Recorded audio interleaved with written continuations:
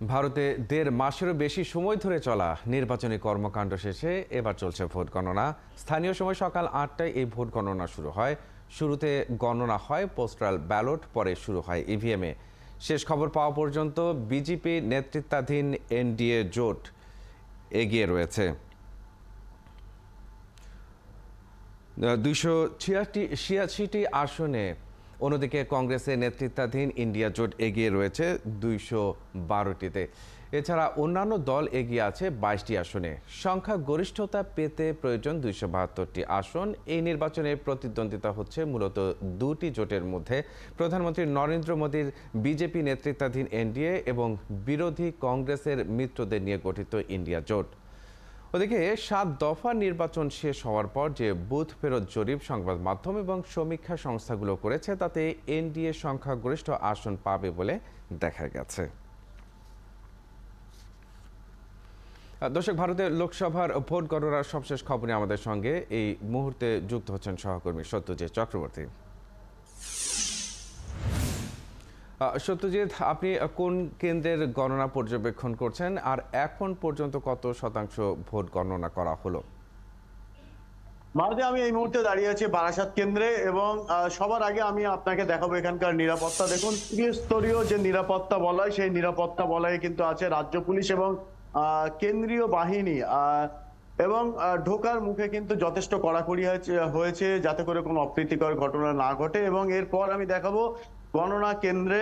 দেখুন, এই যে দিকটা সেটা কিন্তু পুরোপুরি ভাবে আটকানো আছে এবং কোনোভাবে যাতে কেউ বাইরের কেউ ঢুকতে না পারে সে কারণে সংবাদ মাধ্যম এবং অন্যান্য যারা এজেন্ট হিসেবে এসছেন, যারা এখানে অবস্থান করবেন, তাদের জন্য কিন্তু এই জায়গাটা করা হয়েছে।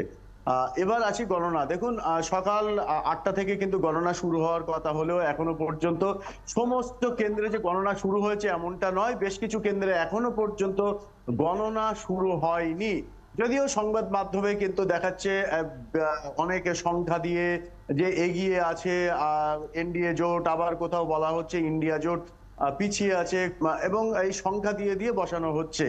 কিন্তু সরকারিভাবে নির্বাচন কমিশনের যে ওয়েবসাইট, সেখানে কিন্তু এই সংখ্যার সাথে এখানে মিলছে না। অর্থাৎ এখনো প্রথম রাউন্ডের গণনা শেষ করে নির্বাচন কমিশনের তরফ থেকে এখনো পর্যন্ত কোনো রকম কোনো ফল প্রকাশ দেশ বা পশ্চিমবঙ্গের কোথাও করা হয়নি।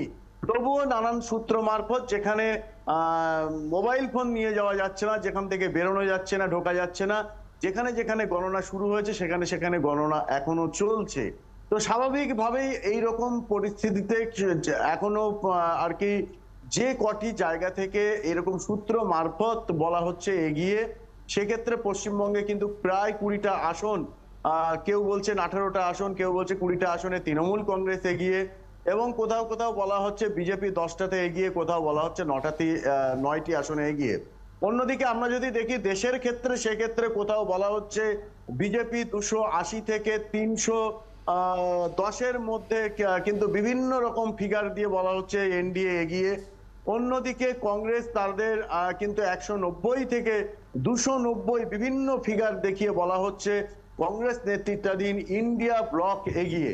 তো স্বাভাবিকভাবেই এই যে ট্রেন্ড এগিয়ে পিছিয়ে, এটা কিন্তু দুপুর 12টা পর্যন্ত এই ধারাটা চলার একটা সম্ভাবনা আছে, যতক্ষণ না পর্যন্ত এগিয়ে থাকার সংখ্যাটা, অর্থাৎ কাউন্টিং সংখ্যা প্রকাশ্যে আসছে।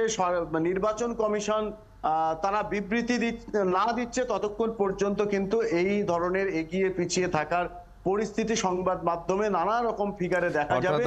আরো কয়েক ঘন্টা পরেই বিষয়টি স্পষ্ট হবে এবং নির্বাচন কমিশনের পক্ষ থেকে যখনই ফলাফল ঘোষণা করা হবে তখনই আসলে স্পষ্ট হবে আসলে কোন দল বা জোট তারা আগামীতে সরকার গঠন করতে যাচ্ছে। আপনাকে ধন্যবাদ। নিশ্চয়ই পরবর্তী সংবাদে আপনার মাধ্যমে আরো বিস্তারিত আমরা জানবো। যুক্ত হয়েছিলেন সত্যজিৎ চক্রবর্তী, কলকাতা থেকে।